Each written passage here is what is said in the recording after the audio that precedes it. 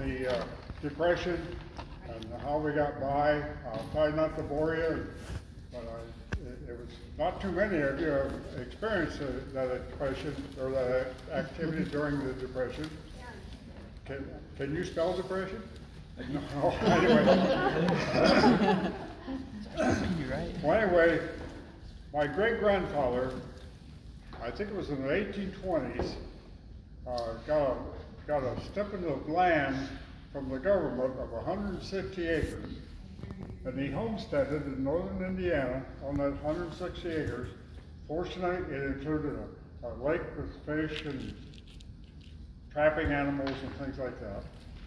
And he was a very handy man, and he located an area that was the right sand or clay to make bricks out of. He actually perfected the technique to make the bricks.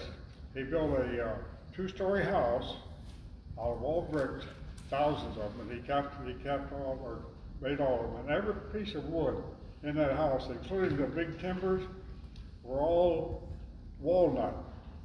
I grew up in that home in the 1930s that he built over 100 years prior to me getting in there.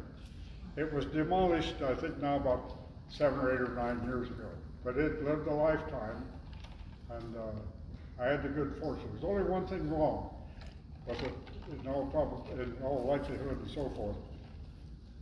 You couldn't heat it. It was the coldest building, unbelievable. But anyway,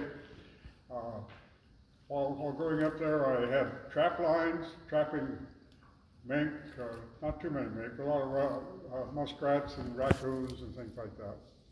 And we lived off the land. I had no idea we were poor. None of us did, because everybody was like that. But if you couldn't grow it, shoot it, or what, you didn't have it. We even made our own sorghum molasses and maple syrup.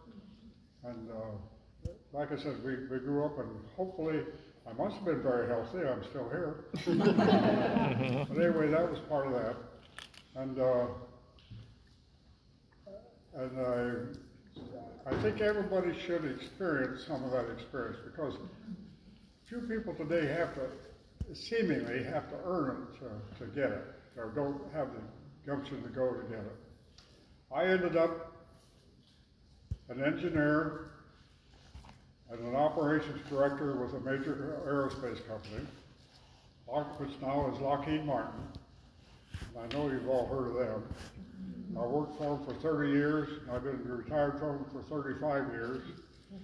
And I'm married to a lovely wife sitting right here, Lois. We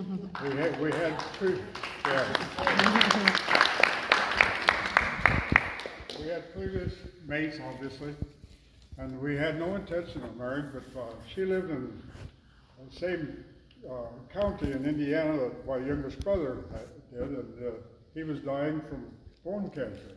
And my wife had just recently passed, so I'd go up to see my brother, and she was one of the family friends. So after a while, things happen. Anyway, and as I tell people, can you expound on that? They were kind of tired. They were kind of tired of her. They gave me $5,000 if I take her away. Oh, wow. But we've been married now for about 6 years, I guess.